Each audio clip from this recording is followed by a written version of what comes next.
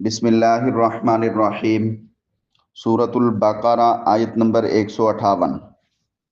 ان الصفا والمروۃ من شعائر اللہ۔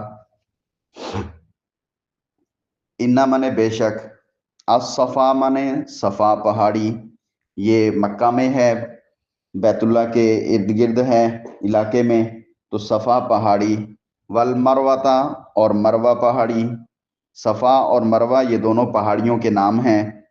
من سے، شعائر، یہ شعیرہ کی جمع ہے۔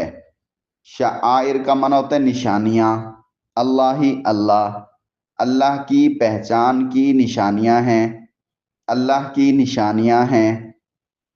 تو یہاں پر دیکھیں پچھلی آیات میں اللہ تبارک و تعالیٰ نے کیا فرمایا تھا کہ اللہ کا ذکر کرو، اللہ کا شکر کرو اور صبر کرو، اور جب ضرورت محسوس ہو بلکہ ہر وقت جو ہے اللہ سے دعا کرو۔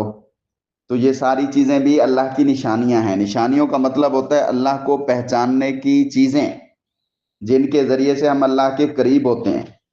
شاعر کا معنی ایسی نشانی جس کی وجہ سے ہم اللہ کے قریب ہوتے ہیں۔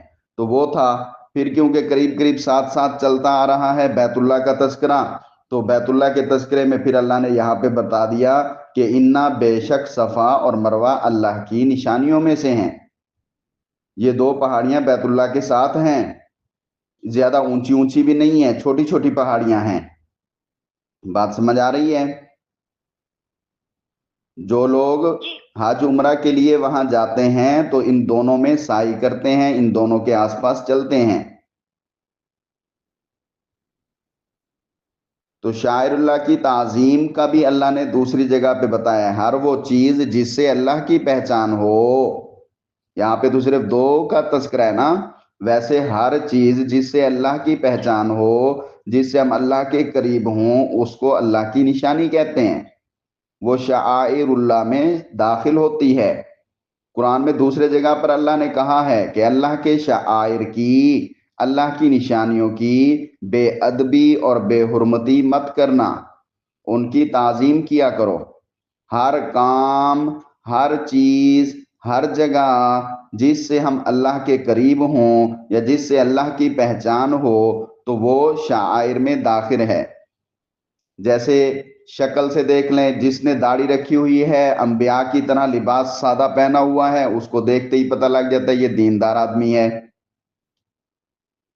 جو نماز کا وقت ہوا، آدمی نماز پڑھنے لگا، نماز کی حرکات کو دیکھ کے پتہ چلتا ہے یہ مسلمان ہے۔ مسجد کو دیکھا، پتہ چلا کہ یہ جو ہے اللہ کا گھر ہے، اللہ کی یاد آ جاتی ہے۔ اسی طرح بڑی بڑی جو نشانیاں ہیں اللہ کی، وہ ان میں تو جو ہے سب سے پہلے خانہ کعبہ ہے، حضور صلی اللہ علیہ وسلم کی ذات مبارکہ ہے، نماز ہے اور قرآن ہے۔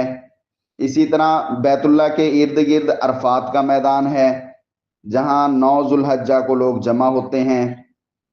اس طرح مزدلفہ کا مقام ہے۔ بات سمجھ آ گئی؟ یہ سب چیزیں جن جن سے اللہ کے انسان قریب ہوتا ہے، اللہ کو پہچانتا ہے، اللہ سے تعلق جڑتا ہے۔ مساجد ہیں، پھر رمضان کا مہینہ آ رہا ہے تو وہ ہے، شعبان ہے، رجب ہے، اسی طرح ذی الحجہ کا مہینہ ہے یا محرم کا مہینہ ہوتا ہے۔ یہ سب اللہ کی نشانیاں ہیں، اللہ کے شعائر ہیں۔ تو یہ عید الاضحیٰ ہے، عید الفطر ہے، پھر جمعے کا دن ہوتا ہے، پھر اسی طرح جو ہے نماز، پھر جماعت، پھر طواف، پھر قربانی۔ ہر چیز جس سے انسان اللہ کے قریب ہو، انسان کے دل میں تقوی پیدا ہو، انسان کو اللہ سے تعلق جڑے، اس کو کیا کہتے ہیں؟ شاعر۔ تو یہاں پہ صرف دو چیزوں کا تذکرہ ہے کہ صفا اور مروہ، یہ بھی اللہ کے شاعر میں سے۔ اس کا مطلب یہ نہیں کہ باقی چیزیں نہیں ہیں، ویسی باقی بھی اسی میں شامل ہیں۔ بات سمجھ آ گئی؟ اور صفا مروہ کے درمیان جو دوڑنا ہوتا ہے، جو سعی کرنی ہوتی ہے، حضرت ابراہیم اور حضرت اسماعیل کی یہ سنت ہے۔ یہ وہ دوڑ کون سی ہوتی ہے؟ دیکھو، جب انسان اللہ کی رضا کے لیے کوئی کام کرتا ہے یا اللہ کی رضا کے لیے قربانی دیتا ہے تو پھر اگر وہ کوئی کام کرتا ہے تو اللہ اس کو جو ہے اس کو عظمت دینے کے لیے اس کی یادگار کے طور پہ ہمیشہ کے لیے رکھ دیتے ہیں۔ تو یہ صفا اور مروہ کے درمیان جو دوڑنا ہوتا ہے یہ حضرت اسماعیل علیہ السلام کی والدہ حضرت ہاجرہ کی طرف سے وراثت میں ملا ہوا ہے۔ حضرت ہاجرہ پہلی شخصیت ہیں جنہوں نے صفا اور مروہ کے درمیان جو ہے یہ دوڑ لگائی تھی۔ ہمارے پیارے پیغمبر صلی اللہ علیہ وسلم نے فرمایا بیت اللہ شریف کا طواف، صفا مروہ کی سعی اور رمی جمار اللہ کے ذکر کے اقامت کے لیے ہیں۔ طواف تو بجائے خود نماز کی مانند ہے، کیونکہ نبی کریم صلی اللہ علیہ وسلم فرماتے ہیں بیت اللہ کا طواف کرنا، بیت اللہ کے ارد گرد گھومنا یہ مثل نماز کے ہے، نماز کی طرح ہے۔ فرق صرف اتنا ہے کہ نماز کے دوران گفتگو کی قطعاً اجازت نہیں ہوتی، جبکہ طواف کے دوران ضرورت کے مطابق بات چیت کی اجازت ہوتی ہے۔ تو بات سمجھ آ رہی ہے؟ شعائر اللہ کا لفظ آپ نے ہمیشہ زندگی میں یاد رکھنا ہے۔ شعائر اللہ کا لفظ یاد رکھنا ہے کہ یہ اللہ کی نشانیوں میں سے ہیں، اور اللہ کی نشانیوں کی بے ادبی نہیں کرنی۔ جیسے آج کل لوگ داڑھی کا مذاق کر لیتے ہیں، مولویوں کا مذاق کر لیتے ہیں، تو پردے والی عورتوں کا مذاق کر لیتے ہیں، یہ اللہ کے شاعر کی بے ادبی کر رہے ہوتے ہیں۔ مولویوں کا، داڑھی والے کا یا پردے والی عورت کا کوئی نقصان نہیں کر رہے ہوتے، اپنی آخرت خراب کر رہے ہوتے ہیں، اللہ کی نشانیوں کی بے ادبی کر رہے ہوتے ہیں۔ تو دین اور جن چیزوں سے اللہ نظر آتا ہے، یہ جو چیزیں اللہ کی پہچان کا سبب بنتی ہیں، وہ بے ادبی کے قابل نہیں ہوتے، ان کی عزت کرنی چاہیے۔ آگے اللہ نے فرمایا فمن حج البیت او اعتمر، فا زبر فا منے پس، من منے جو، حجہ منے حج کرے، البیت منے بیت اللہ کا، بیت اللہ کا حج کرے، او اعتمر او منے یا، اعتمر عمرہ کرے یا عمرہ کرے۔ صفا مروہ کے شاعر میں سے ہیں، اس کے بعد بتایا فمن حج البیت او اعتمر، پس جو کوئی حج کرے یا عمرہ کرے اس بیت کا، بیت اللہ کا، خانہ کعبہ کا، فلا جناح، فا زبر فا منے پس، لام الف لام منے نہ نہیں، جناح، جناح کا لفظ آپ نے بار بار پڑھا ہوا ہے، جناح کا معنی ہوتا ہے حرج، تو لا جناح نہیں کوئی حرج، نہیں کوئی گناہ، حرج کا مطلب گناہ، ناجائز بات، ناجائز بات نہیں ہے، کوئی حرج نہیں ہے، کوئی گناہ نہیں ہے، علیہ اس پر، ان یطوف بہما، ان من یہ کہ یطوف وہ طواف کرے، وہ دوڑے، وہ سعی کرے، بہما ان دونوں کی، بازر بھی منے ساتھ، یہاں پہ زائدہ کر لیں، ہما منے ان دونوں کی، یہ کہ طواف کرے ان دونوں کا۔ ومن تطوع خیرن، واو زبر وا منے اور، من منے جو، تطوع، تطوع میں تو جو توئیں ہیں واو اور عین، اس کا معنی ہوتا ہے خوشی سے نیک کام کرنا، خوشی سے کرنا، تطوع خوشی سے کرے، خیرن نیک کام، اچھا کام، جس نے خوشی سے نیکی کا کام کیا، جس نے خوشی سے اچھا کام کیا، فإن اللہ شاکر علیم، ان منے بے شک، اللہ منے اللہ تعالی، شاکر منے قدردان ہے، شاکر منے قدردان، بندے کو بھی کہتے ہیں نا شکر ادا کرو، تو مطلب یہ کہ اللہ کی قدر کرو، اللہ کے انعامات کی قدر کرو۔ تو شاکر جب بندے کا ہوگا تو بندہ ادب احترام میں شکر ادا کرے گا، اللہ کی قدر کرے گا، اللہ کو پہچانے گا، اس کی مہربانیوں کو سمجھے گا، اور اللہ کے ساتھ جب اس کی نسبت ہوگی تو اللہ کے شکر کرنے کا مطلب یہ ہے کہ اللہ خوش ہوگا اور اللہ اس کو اس کا بدلہ دے گا۔ بات سمجھ آ گئی؟ بندے کا شکر کیا ہے؟ قدردان۔ شاکر کا شکر کا اصل معنی کیا ہے؟ قدر کرنا۔ بندے کی قدر کرنا کیا ہے؟ اللہ کے احسانوں کو سمجھنا اور اللہ کو پہچاننا۔ اور اللہ کے قدردان ہونے کا کیا مطلب ہے؟ کہ اللہ بندے سے راضی ہو کر اس کو اور عنایتیں کرے۔ تو اس لیے جو کوئی خوشی سے نیکی کا کام کرتا ہے تو وہ جان لے ان اللہ، بے شک اللہ تعالیٰ، شاکر، قدردان ہے، علیم، جانتا ہے، تمہاری نیتوں کو جانتا ہے، تمہارے کاموں کو جانتا ہے۔ بات سمجھ آ گئی؟ بڑا قدردان ہے۔ اگر تم معمولی سی بھی نیکی اچھی نیت سے کرو گے تو اللہ اس پر بڑے سے بڑا اجر عطا فرمائے گا۔ اور علیم، اس سے مراد کیا ہے؟ وہ سب کچھ جاننے والا ہے، اس کے علم سے کوئی چیز مخفی چھپی ہوئی نہیں ہے۔ حتیٰ کہ وہ انسان کے دل کے اندر جو پروگرام، جو مائنڈ، جو نیت چل رہی ہوتی ہے، جو دل میں ارادہ ہوتا ہے، ابھی اس نے کسی کو بتایا نہیں ہوتا، صرف سوچ رہا ہوتا ہے، جو اس کی سوچ ہوتی ہے اللہ اس کو بھی جانتے ہیں۔ اللہ بندے کی سوچ تک کو بھی جانتے ہیں۔ بات سمجھ آ گئی؟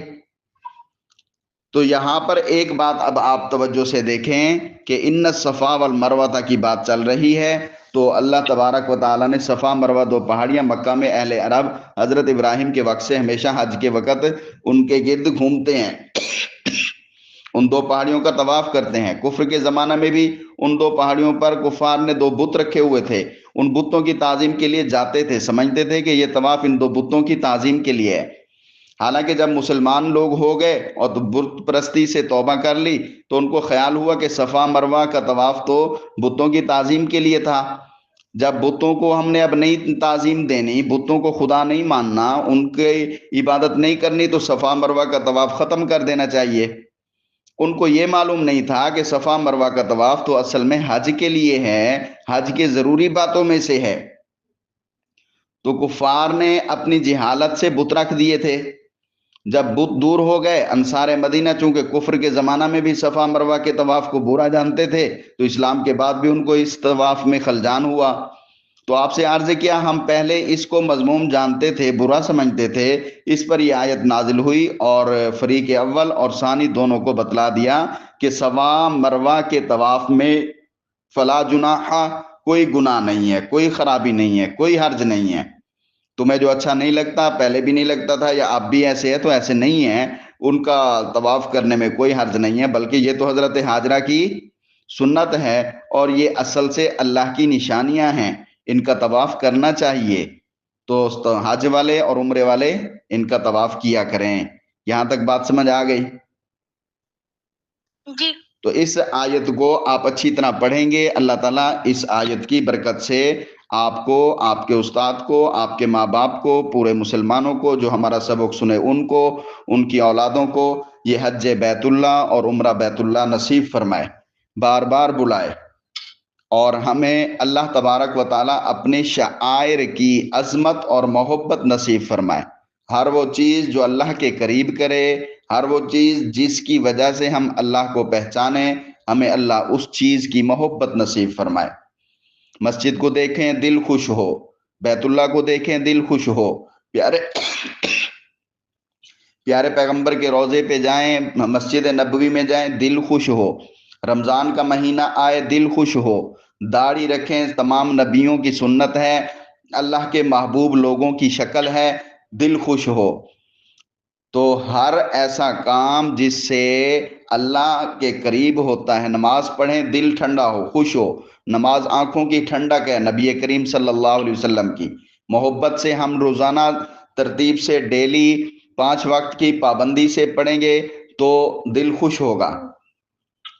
اور جو بچپن سے نمازیں پڑھتا ہے تو وہ بڑے ہو کر بھی پڑھتا رہتا ہے۔ جس کی بچپن سے عادت ہو، میں سکول پڑھنے جاتا تھا نا، تو سکول سے میں آتا تھا 2-2:30 بجے، جیسے سکول سے چھٹی ہوتی ہے، سب سے پہلے میں بیگ کو رکھتا تھا، اس کے بعد شوز وغیرہ میں مسجد میں جا کے اتارتا تھا۔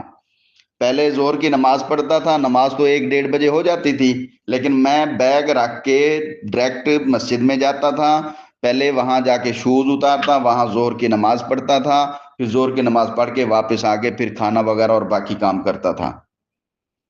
تو اسی طرح تمام مسلمان بچوں کو ماں باپ بھی تربیت دیں اور بچے خود بھی، بڑے جو ہوں آپ جیسے سمجھدار ہوں، وہ اس طرح خود پابندی کیا کریں، ان کو کوئی کہے نہیں۔ ہر نماز کا وقت ہو، تو ٹیوشن میں ہوتے تھے تو ٹیوشن میں یہ تھا کہ میں نماز کے لیے کھڑا ہو جاتا تھا اور اپنے استاد کو کہتا تھا مجھے چھٹی دے، نماز پہ جانا ہے، تو میرا استاد ساری کلاس کو کہتا تھا اپنے بیٹوں کو بھی سب کو جاؤ ساتھ اس کے سارے نماز پڑھ کے ابھی آؤ. 2-3 دن کے بعد پھر خود بھی جانا شروع کر دیا. پھر وہ خود بھی ہمارے ساتھ جاتے تھے, عصر کی نماز پڑھتے تھے, 10-15 منٹ لگتے تھے, سارے نماز پڑھ کے آ جاتے, پھر ٹیوشن کا سبق پڑھنا شروع کر دیتے تھے. تو اس طرح کی عادتیں بنانی چاہیے اور اس طرح بنا کے اللہ کو خوش کرنا چاہیے. یہ یہاں کا سارا سسٹم دنیا کا ادھر ہی رہ جائے گا, ساتھ یہی شعائر جائیں گے, اللہ کی نشانیاں, اللہ کی نشانیاں کا جو ثواب ہے وہ ساتھ جائے گا, اور وہی انسان کو لیے جنت کے دروازے کھلوائے گا. اسی کے ذریعے سے اللہ جنت کی ٹکٹ دیں گے, جنت کا سرٹیفکیٹ دیں گے.